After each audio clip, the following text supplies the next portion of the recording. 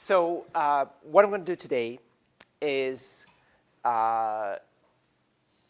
finish going over the kind of the classes of theories that people have for the Industrial Revolution, and then go on and start talking about, well, the actual Industrial Revolution, the events of the Industrial Revolution, does it favor any one of these theories? And what you'll see is that, as I say, this is the great event in world history, and we'll see when we see the Industrial Revolution itself that there are very powerful reasons why it remains, in some ways, a very mysterious event. And so just to remind you, since it's last week since we looked at this, the important thing is that all explanations really can be put into these three classes. There are explanations which posit some exogenous shock to the economic system, something that comes from outside the economic system, from politics, culture, religion, that somehow then sparks economic growth. The huge problem with any such explanation is that it really just pushes things back one step, because then you've got to say, well, why did, say, that political shock only occur in England in the 18th century? Why was it not possible in any other society before that to have the same political configuration when you've got this whole range of different societies to look at beforehand? Okay? If it's a religious shock, again, you get exactly the same kind of things. I mean, well, why does it come exactly there? Okay?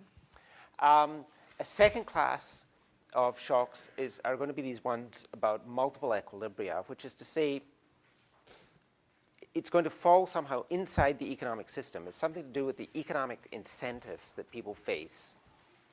But somehow, the earlier society just didn't generate any incentives for people either to invest in technological advance, undertake innovation, undertake the things that are necessary for economic growth. But somehow, you could switch just by a relatively small shock into a new configuration of the social system, whereby the incentives for growth become very powerful. And the idea then would be that we could be very similar societies before and after the Industrial Revolution, but there's just a significant enough change in a few variables that in one society, no growth ever occurs, and in the other society, growth is continually occurring. Okay? And again, the problem you're going to run into with this as a class of explanation is that if it's only a very small shock that's needed to move you from one equilibrium to the other, which makes it more plausible, then the problem would be, well, why didn't any other earlier society experience that small shock, right? I mean, if it's just some random shock that's going to hit the society. So one argument that's been made for England in this period is it's just that wages became relatively high and capital costs became relatively low. And that induced people then to look at technologies that could substitute for labor, and that turned out to be a productive area of investigation. Then the puzzle is going to be, well, ancient Athens wages also seem to have been relatively very high. Why weren't they investing in spinning and weaving technologies in the same way as Britain in this period? And so if it's a small shock, the problem would be, well, why didn't it occur sometime earlier? If it's a really major shock that's needed to shift you from one equilibrium to the other equilibrium, then in some sense you're back to this explanation here, because now you need some substantial exogenous shock to hit the society, and the question would be, why only then, right? Why only after 100,000 years did this finally, the correct shock hit? And then the last class of explanations are these ones that emphasize endogenous growth. And this is the idea that somehow the economic system is evolving over time. It has a motion, it has a dynamic to it, and the state of the system is changing, and eventually you reach a state where you launch into a period of growth. And something had to be kind of evolving in the earlier economy, moving you consistently in this direction. And here you need an explanation of, well, why do you move in one direction as opposed to the other direction? Why don't economies just devolve, right? And here, it turns out that in the Malthusian era, one of the problems is that most of the economic variables are static. Right? Living standards are static, life expectancy is static, birth rates seem to be static. A lot of the society is just replicating itself. It's not changing. But the one key variable that does change is the size of the population, because any technological advance results simply in larger population stock in this world. And so the argument is simply made that, well, as population gets bigger and bigger, then just by the same rate of technological advance from any individual, you'll actually have socially this constantly increasing rate of introduction of new ideas. There's just more possibilities going up. Okay? And in most plausible interpretations, actually, those new ideas would arrive as a function of the square root of the population. And the problem is that if you have more people, they'll keep inventing stuff that other people have already invented, right? That there'll be duplication. And so as you add more people, you don't, if you double the number of people, you don't double the number of new ideas. It'll increase more slowly because it's got to be something different that someone else then thought of. And what we'll see here is that, and then the other explanation that's actually given in the book is it's not just the population stock that's changing in the Malthusian era, it's the culture and even the biology of people in that era are changing under this Malthusian mechanism, that people are adapting to market economies, they're becoming better able to operate within these economies, and that you're at least getting this cultural and also this genetic drift in the population, and that again could be a source of growth. Now, that's the possibilities. In terms of this exogenous shock, the thing that people are mainly thinking about is the idea that it's the right institutions are discovered that promote economic growth. And the reason that people think about that is that England in 1800 had what economists regard as very good set of institutions in terms of growth. It had a government that was largely dedicated to free market principles. Okay? It still had import restrictions, it still had trade restrictions, but in comparative perspective, it was actually a society where the government is very strongly committed to the operation of markets. And this arises in a very powerful way in this period in that when we'll see the innovations that come in the Industrial Revolution period often spark violence and rioting. Because as workers are displaced in this period, they don't just go down to the local labor exchange and look for a new job.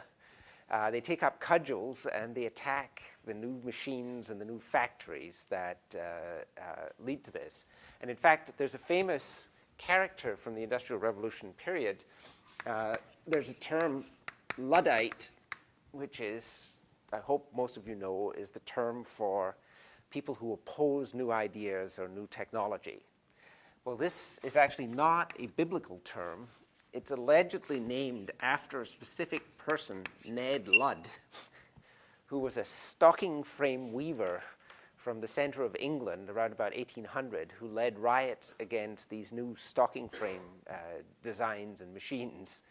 And so this was a period, the Industrial Revolution, where there's a lot of, as things start changing, there's a lot of displacement of workers. They introduced mechanical sawmills. There are all these hand sawyers now who are out of work. They introduced spinning machines. Well, all these hand spinners are out of work. They introduced powered weaving machines. There's weavers who are now out of work. And in Britain in 1800, there was something like 250,000 hand weavers. And that's a very substantial share of the population who within 30 or 40 years had all lost their livelihoods as a result of the introduction of factory weaving, and who went into significant poverty and died very poor. And as I say, these people would often riot against the new machines and attack the new machines, and you see that the innovators in this period, when we look at the Industrial Revolution, often had to face this problem. The government consistently, and in every case, simply called out the troops to suppress the rioters. And in the period, say, 1790 to 1815, a lot of time the government is engaged in this war with the French and in the struggle for domination in Europe. At various times in that period, it had more troops in the field in England suppressing rioters than it had actual troops fighting on the continent against the French. And so the government just always sided with innovation, with the property owners, with progress, and it really has this, and the other thing is the government is incredibly stable. It doesn't have to fear violence, it doesn't have to fear popular protest. In some sense, it's more resistant to these pressures than many modern governments are. And in fact, there's a nice counterexample to this, which is, as I say, Britain let mechanical weaving come in and displace a huge fraction of its population. India faced this same problem in the 19th and 20th century with the introduction of factory weaving from Britain. The Indian government has consistently protected hand weavers so that there's still a very substantial hand weaving industry in India 200 years after that became mechanically obsolescent. And in order to protect that industry in India, the government was forced to tax very heavily the output of factories, to ban machinery imports, to subsidize payments to these poor weavers. It turns out they're all still incredibly poor. They're living on the margins of subsistence, but they've been maintained in existence for an additional 100 or 150 years by the activities of the government, and it just shows this very different kind of pattern between these two types of societies. Another nice example in India is that there's often political pressure on the government to have, if you're in a small town, you want the trains to stop at your town. And on the other hand, if you're running a railway network and you want efficient transportation, you want to have fast trains that go between the major centers. It turns out in India, the government's been unable to resist the pressure from small towns, at least until recently, so the express trains stop everywhere on the way between one place and the other. They're incredibly slow. Their average speed is like 50 miles an hour, simply, again, because of the power of political pressure by people. Okay? And so the interesting thing here then is that this idea is that somehow Britain had the right set of institutions in this period, and other societies were unable to achieve these.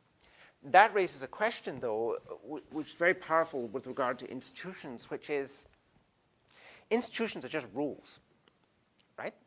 They're just the rules that govern society. In some sense, it doesn't cost anything to simply declare we're going to have good institutions as opposed to bad institutions, okay?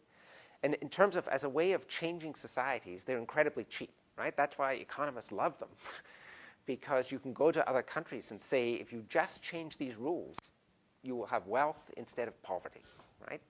It's an incredible elixir that you can offer to societies. And you actually see, if you look at things like, say, sports, sports are games that are played with a set of rules, and often, the outcome will be pretty boring, right? If anyone knows about soccer, there's so many games that end in a score of 0-0, right? Well, if you don't like that outcome, you can just change the size of the goal, right? Or you can narrow the penalty area, or there's all kinds of things you can do. And you see that sports leagues all the time start fiddling with these rules in order to achieve a different set of outcomes, right? And so in some sense, societies governed by institutions are governed by a set of rules. And if you don't like the economic outcome, then why not change the economic rules? And so the puzzle with any explanation that's going to say that the Industrial Revolution is the result of some kind of exogenous shock to institutions is that you have to then have a theory as to why people stuck with bad institutions. Why would it be that all societies before 1800 had a commitment to institutions that prevented economic growth? There'd have to be something systematic about institutions that leads people to favor these bad institutions. And one problem is that if any institution, we think of the economy as consisting as a kind of a pie, an output. If you have bad institutions, that output is less than it could potentially be, right? You're restricted to this smaller output than you could potentially produce. If you change the institutions and get more output, then you can compensate everyone who lost out because of that institutional change. So for example, in Britain, in the period of the Industrial Revolution, if the government thought mechanical weaving is something that will increase the output of society and we should do that regardless of the effects it has on the handloom weavers, it could always also have taxed the factories producing mechanical output and then used the money from that to buy out the handloom weavers and simply said, here's a one-time payment, go cultivate ducks or do something else until you die. And we're buying you out of this system. And people would say, that's great. Okay, now I don't have to work. I simply get the payment.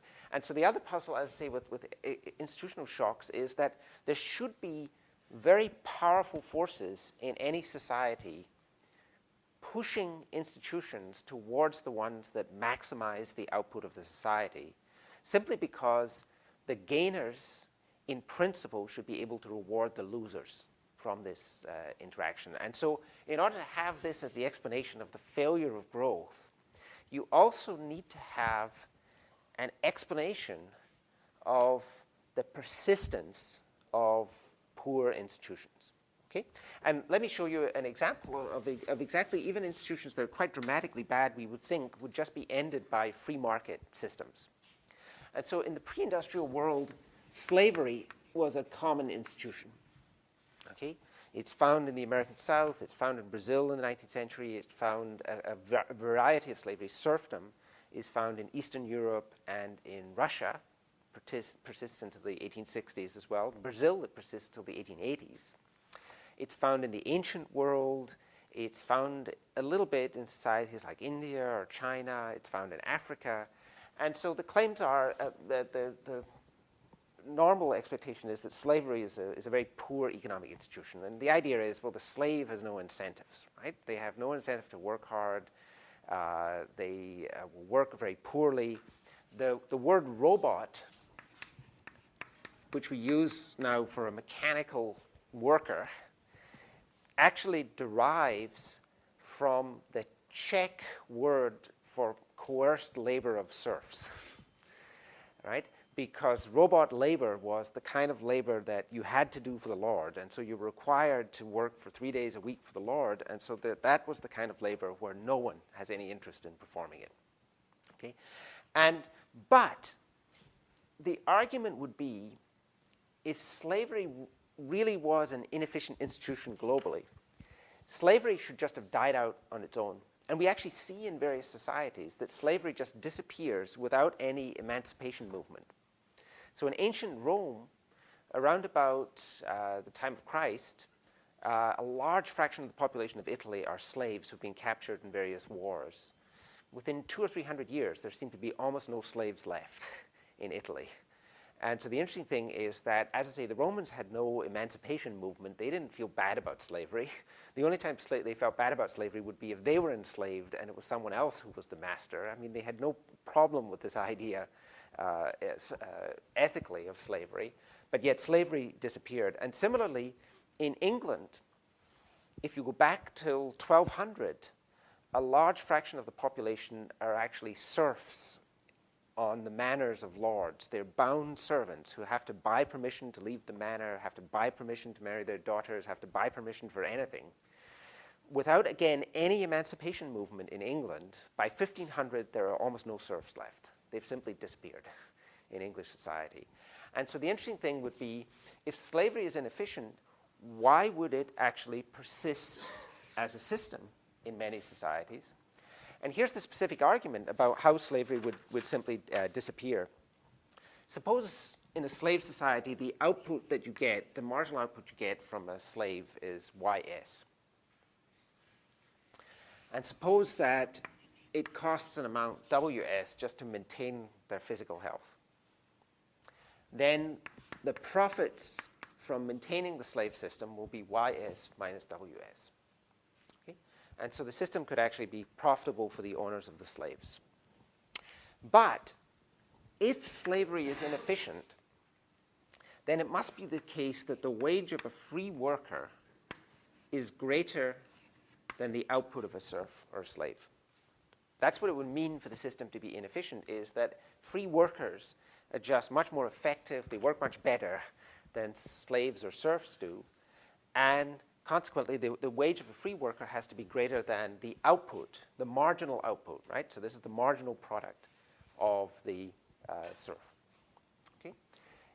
In that case, the argument would be look, if I'm a serf, I could go to my master and say, free me. In return, I'll pay you every year this amount of money, okay, or somewhat more than that amount of money. And I can easily do that because since my wage in the free labor market is greater than this amount here, I can easily get my subsistence and have enough money left over to pay off the Lord, and in fact more than pay off the Lord, and still have some surplus for myself. And so the argument would be if that slavery really was an inefficient system in all cases in the pre-industrial world, then there would have actually been an incentive for the masters and the slaves to have done this deal, whereby the masters simply say to the slaves, go ahead, go find yourself a job, and all you have to do is make that payment all the time. And in fact, that's exactly what happened in places like ancient Athens. There's a lot of slaves there who actually work on their own, live on their own, and simply have to remit a payment every year to the master. They control their own lives. That can also be a hereditary payment. It can be that your children then are also burdened with this payment. Or what could happen is that the slave could actually buy themselves out completely. They could raise enough money that they could simply say to the master, I want to extinguish this obligation. I'll pay you more than it's worth getting this annual payment from me. And that slaves would actually emancipate themselves under these societies, and that's why slavery would actually end if slavery was systematically an inefficient institution, right? And that you wouldn't explain the lack of economic growth later through slavery because there would actually be this incentive. And so it turns out that this is actually what happened in the ancient world, and similarly in medieval Europe, serfs could actually go to the master and say, okay, let's end this arrangement, right? It's not benefiting you that much. I'll make you a lump sum payment, and then I'll get emancipated.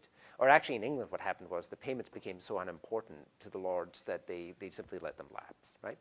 What actually happened in the English case was that robot labor, that kind of forced, coerced labor from the serfs, what the lords agreed to do instead was just take an annual payment. And then they hired free workers to actually do the work. And it was more efficient to do that. And they would actually accept a payment that was half the equivalent of a day's wages in order to buy out that labor because it was done so poorly when you actually had to coerce people to do it. And so you actually see that the market mechanism in itself should also end systems like slavery. Now, in the US South, the question is, well, why didn't slavery end then? It turns out that there isn't actually evidence in the US South that slavery was an inefficient system. The shocking finding of historians looking at slavery in the South was that slave farms in the South were more productive than free farms in the North.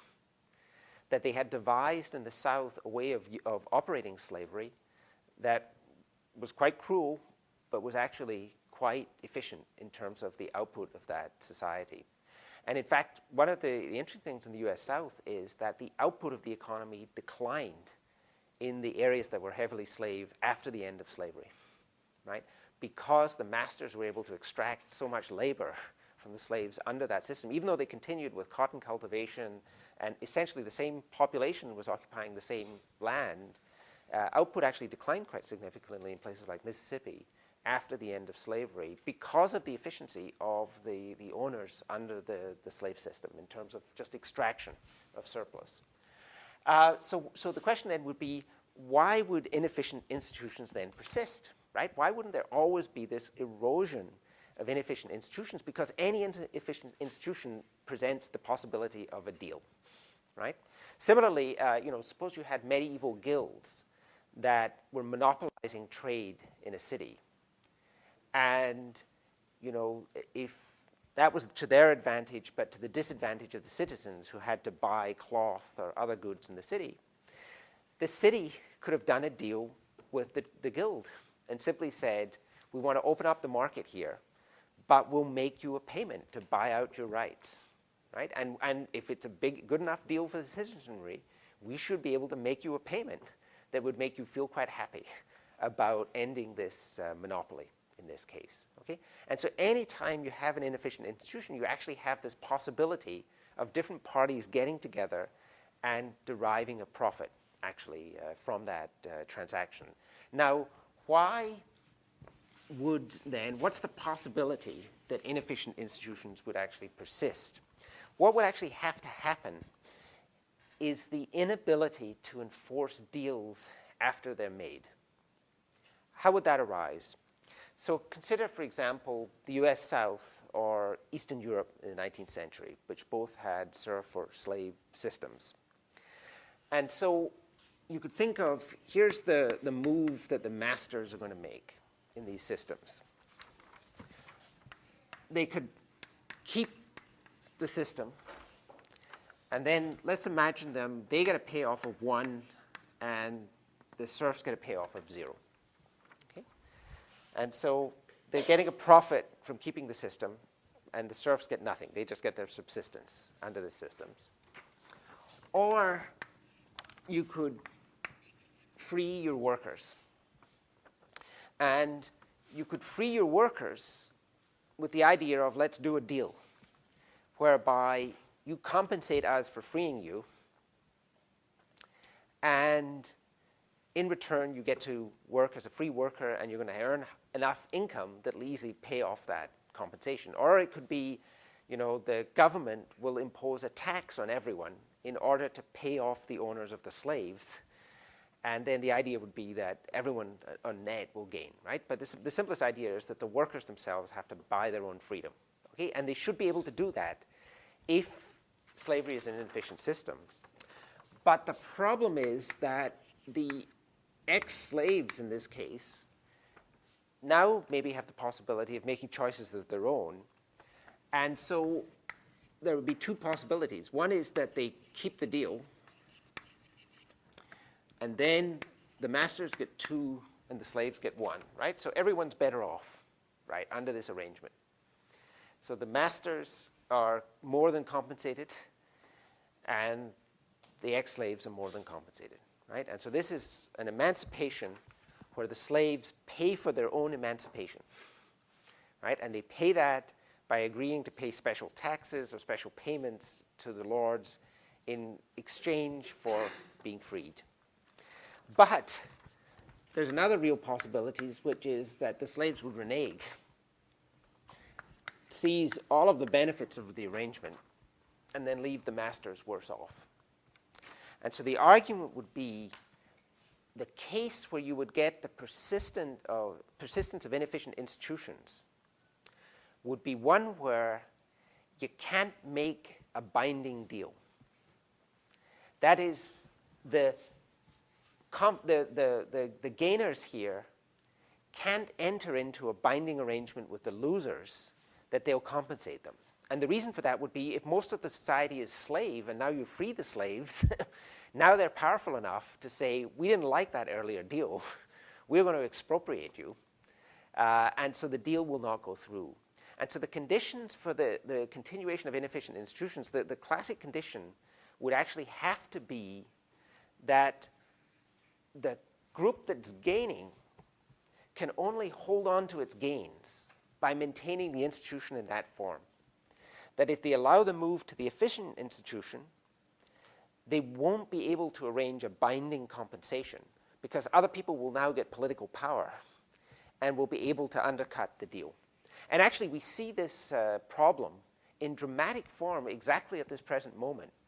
So you know that Zimbabwe has been driven into economic misery by the activities of Robert Mugabe and his henchmen. Okay? And so it now has hyperinflation.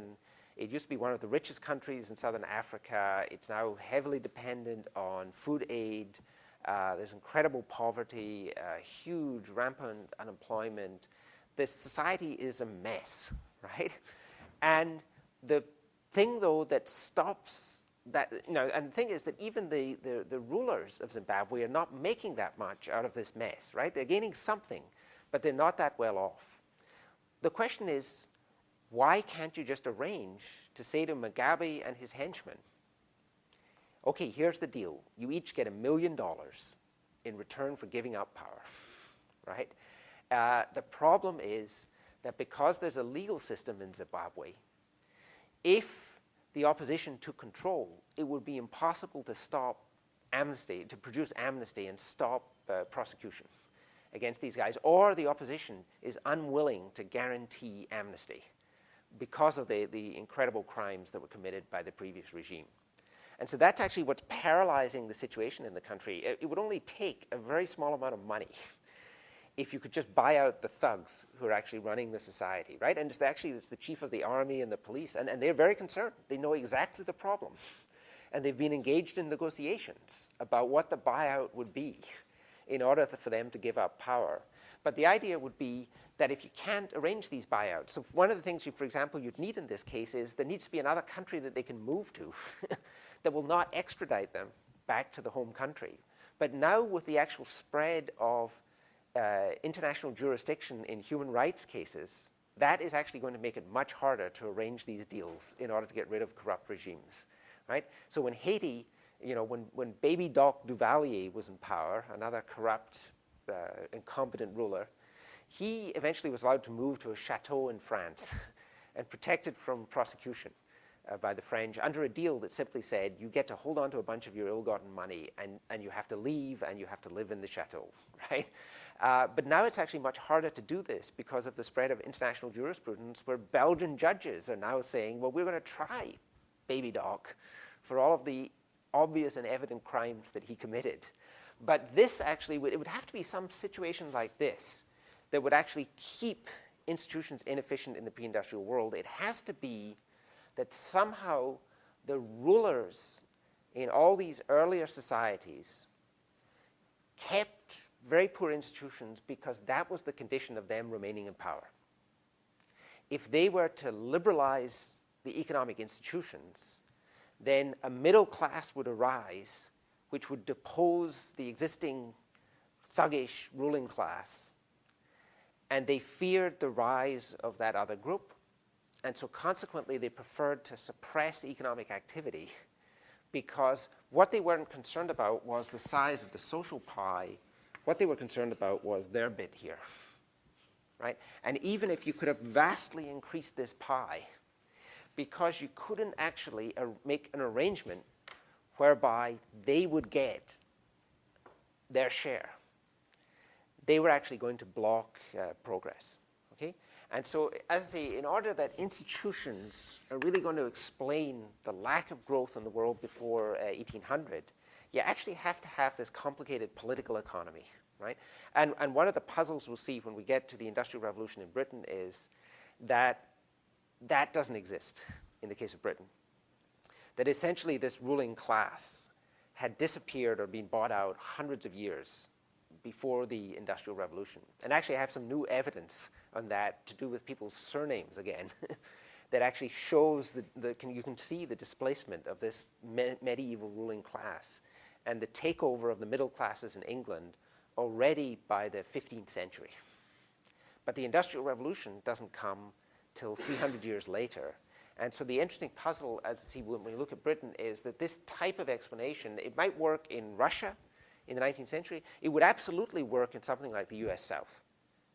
Because the problem in the US South was that even had slavery been inefficient, the owners did not want an emancipated, free black population living in the South. They feared that they would then be expropriated by that population, right? And I mean, they had every reason to fear that people would not say, okay, we agree to a social system where you have all the property and we have nothing. and that's fine. We'll live with that, right?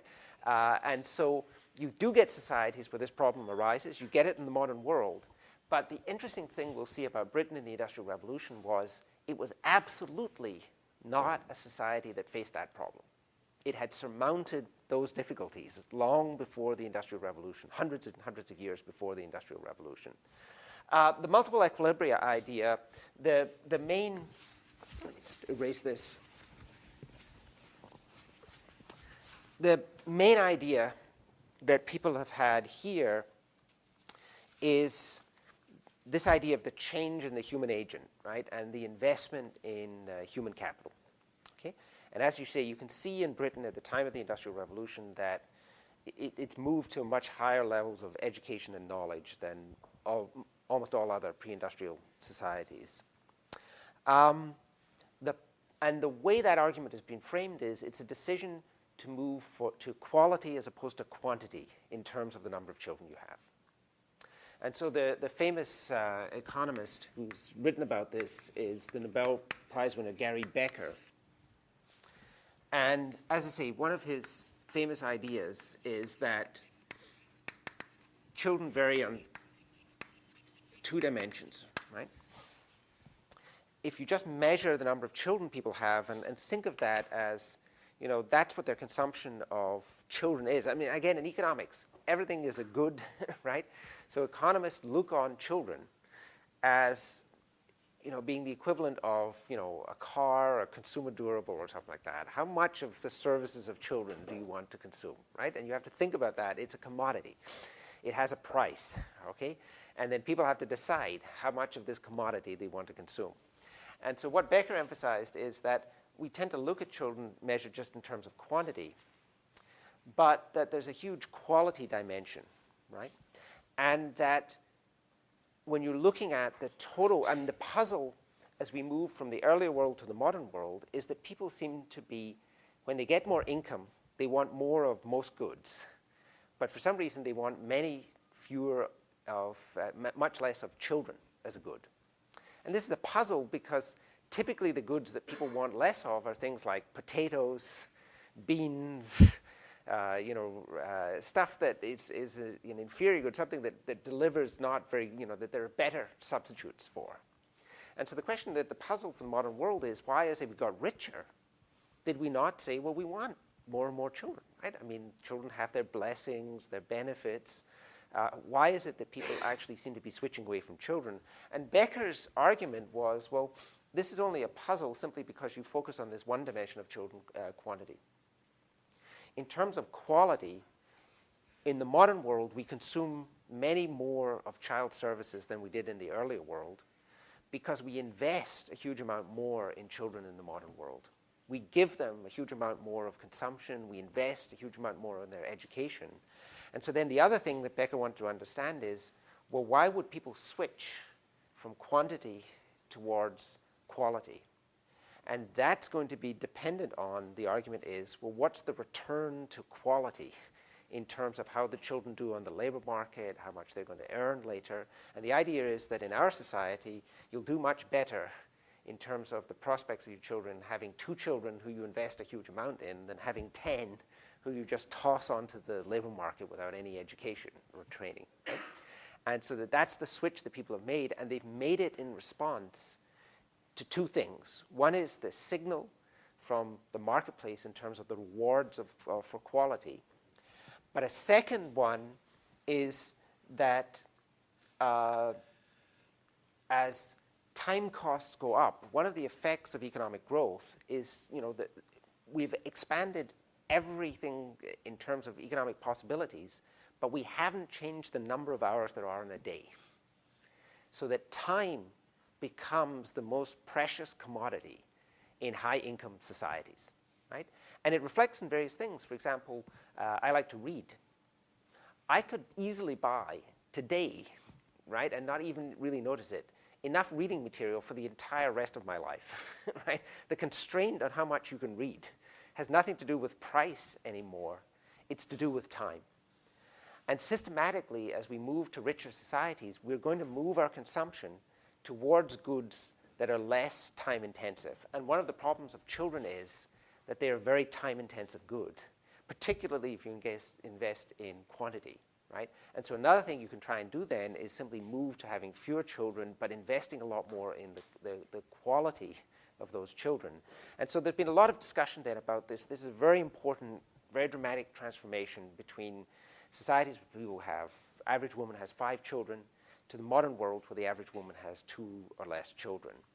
And the argument's been made that that switch from quantity to quality had a dramatic impact in terms of the performance of the human agent. And that's what allowed the rise of the modern world, right? It's modern childcare, it's modern attention to children, it's the incredible enrichment that we get. It's actually transformed the human agent and made people much more capable of analyzing the economy, of producing economic growth. And so there's been a lot of attention to this, as in sometimes it must be one of the fundamental causes of growth, right? Because it's still the case that if we look at very poor societies in Africa, they're still very strong on the quantity dimension and very low on the quality dimension, right? And so if we look across countries, you can actually see that poor societies still have this older pattern, whereas we have this very different pattern in the modern world. And so that's then been promoted as that must lie behind modern economic growth. The dramatic problem for the Industrial Revolution in Britain, though, is that the quantity of children actually increased in the period of the Industrial Revolution. Fertility actually rose even after modern growth had started. And so if we draw a kind of a timeline here, where this is time, and this is the birth rate in Britain, and we start, say, in 1700, 1800, 1900, what you actually see in the Industrial Revolution period is the birth rate looks like this. It actually peaks in Britain soon after. It's about 1815 is the very peak of the birth rate. But it's right in the heart of the Industrial Revolution. Actual birth rates have increased in the society. It then falls back so that by 1880, it's back at its pre-industrial level. But it's really only around 1890 that you get what's called the demographic transition. And then very quickly, the average number of births per woman falls from about 5 down to about 3 and then down to 2, right? So by 1920, most of that transformation has occurred in somewhere like Britain. But it's 100 years after the onset of the Industrial Revolution. And so it's just a huge problem in terms of we know that this transition, this demographic transition,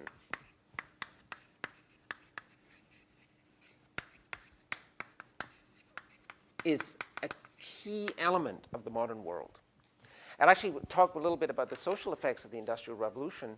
One of the dramatic effects that that's had is because it's kept population within limits in the very high income countries, it's reduced the pressure on land and natural resources in the world. That's actually allowed for very rapid growth, and it's also allowed for much greater equality within these societies because land used to be something that was held incredibly unequally. Land simply became unimportant.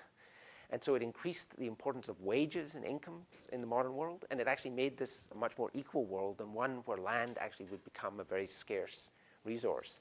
And so it's very important in how we got to live in these very high income societies, seemingly largely unconstrained by resources.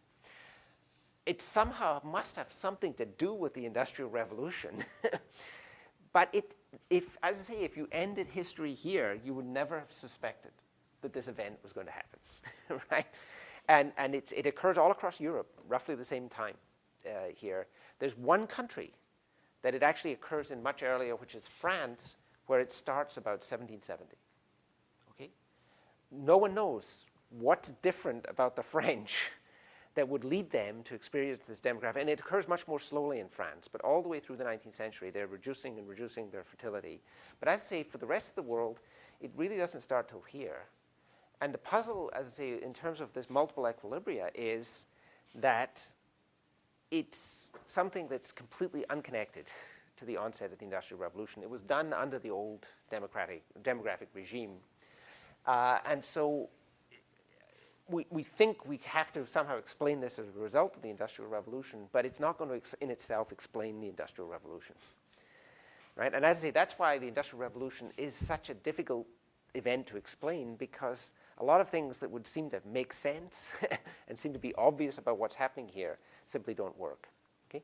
By the way, I'll come back and talk about this, why did fertility increase so much in this period in Britain? It was simply because, remember, in the pre-industrial period, fertility is controlled by the age of marriage and the fraction of people getting married. For some reason, with the onset of industrialization, the age of marriage actually declined in Britain.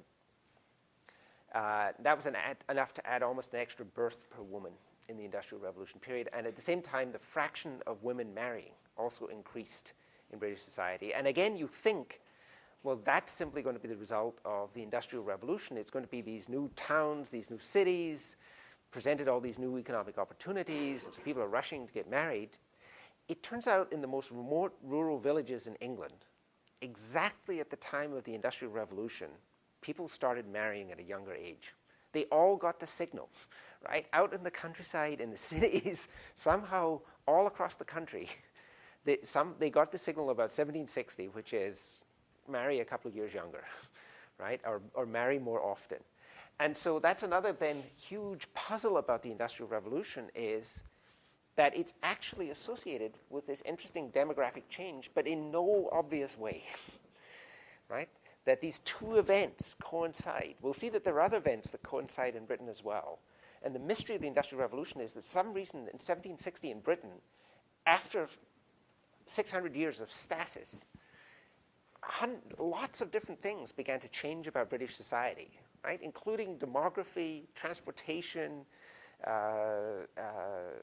agriculture. There's lots of different things that start changing in this period, and connecting them up into some story as to, well, why did the world start changing around about then is exceedingly difficult. The last thing, just to finish up here in terms of, and then so next time we'll talk exactly about the Industrial Revolution. In terms of exogenous growth, as I say, the problem that you run into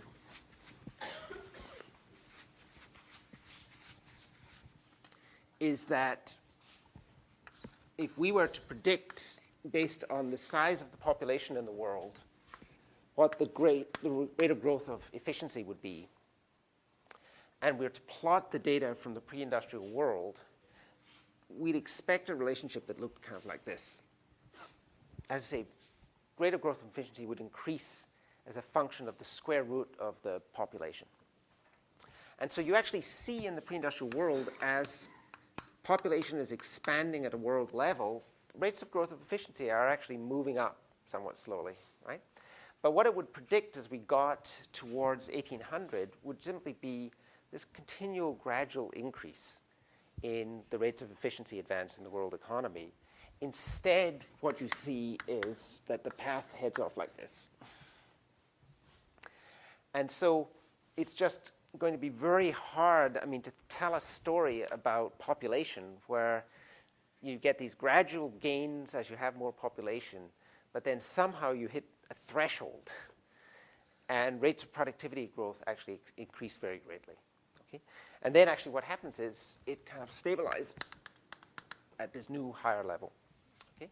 And so it's not that rates of efficiency growth have just gone on continually increasing. They start slowly in the Industrial Revolution, but by about 1850, they reach kind of modern rates. And it's the kind of rate you observe in modern America, or the frontier of technology, seems to expand at roughly this rate of 1 or 1.5% a year. Since the Industrial Revolution, it starts slowly, it gets up to that level.